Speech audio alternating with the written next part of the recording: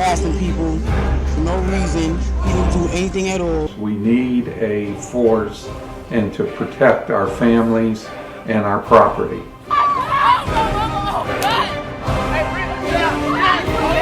Somebody should go to prison over it. What I think we're finding is that we have racist police officers.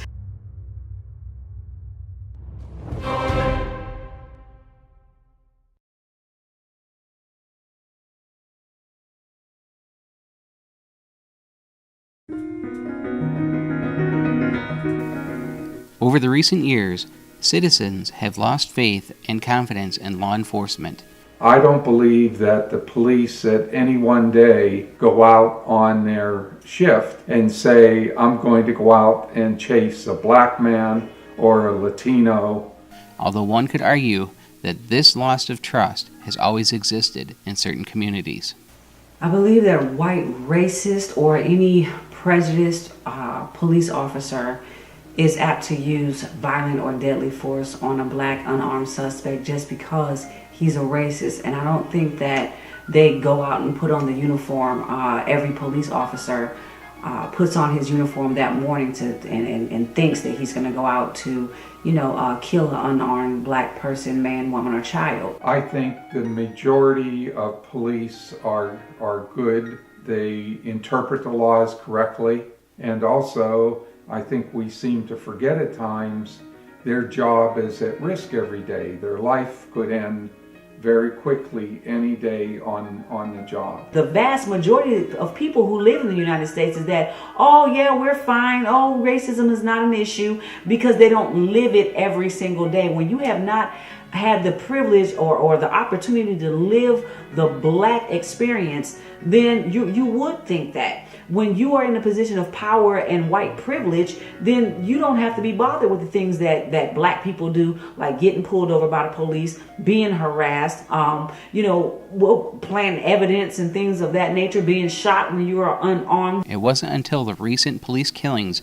of Eric Gardner, Michael Brown, Walter Scott, Freddie Gray.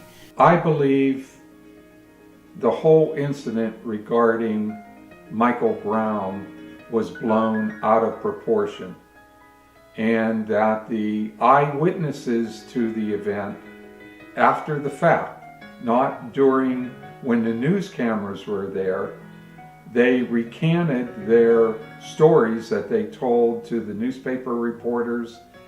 On August 9, 2014, teenager Michael Brown was shot and killed by police officer Darren Wilson. Officer Darren Wilson claimed he used deadly force because he felt his life was in danger and was left with no other choice.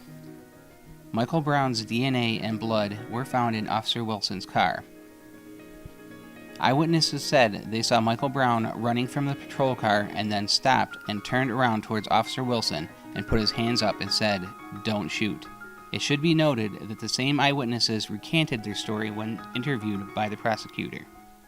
According to the autopsy report that was requested by the family, Michael Brown was shot 6 times, including 2 shots to the head and at least 4 shots to his right arm.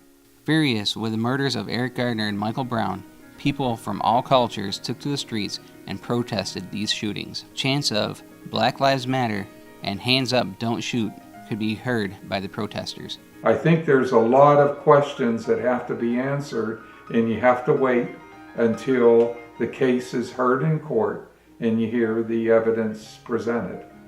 The prosecutor gathered all the evidence and presented it to the grand jury. After 25 days and hearing more than 60 witnesses, the grand jury decided not to indict Officer Darren Wilson. They determined that Michael Brown was a definite threat to the life of the policeman, and that he had every right to use the force he felt necessary to protect his life. If you're not participating in criminal activities, why in the world would you want to hang out with people who are? That makes no sense. Young people, especially teenagers, are very easily influenced by their peers. And you would have to assume that your child, if they're hanging out with criminals, are engaging in criminal behaviors, because criminals hang out with criminals. Shortly after, riots and looting broke out in the small town of Ferguson, Missouri, and several businesses were destroyed and burnt to the ground.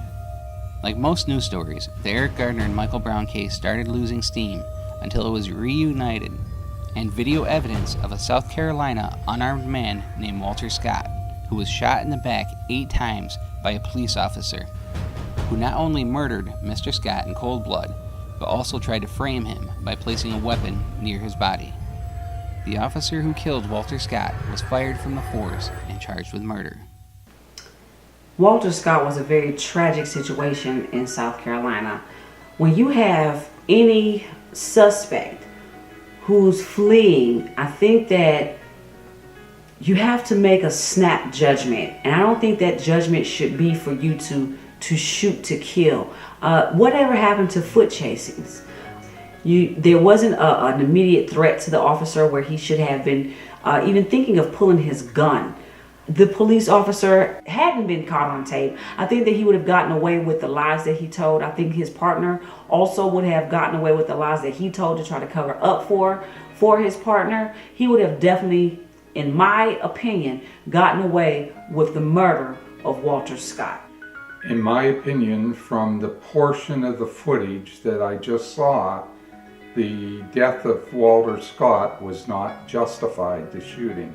But I would also like to see the other footage preceding the camera, the person that recorded the portion that we just saw. If the police do not have the means of capturing the individual, how do you know that a weapon is not present?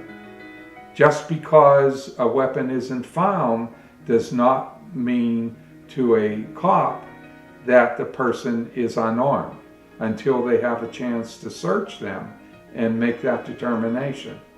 How many children are missing a parent behind senseless police brutality, death?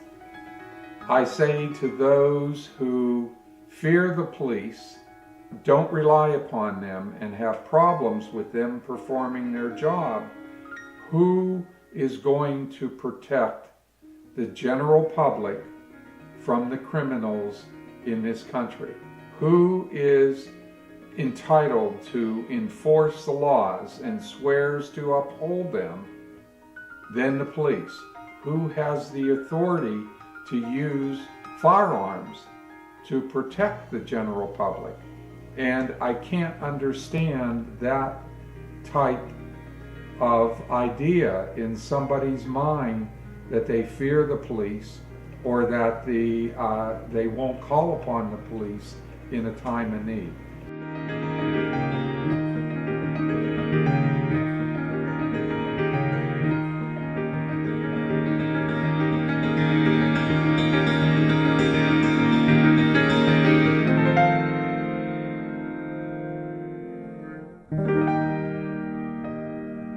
Thank you.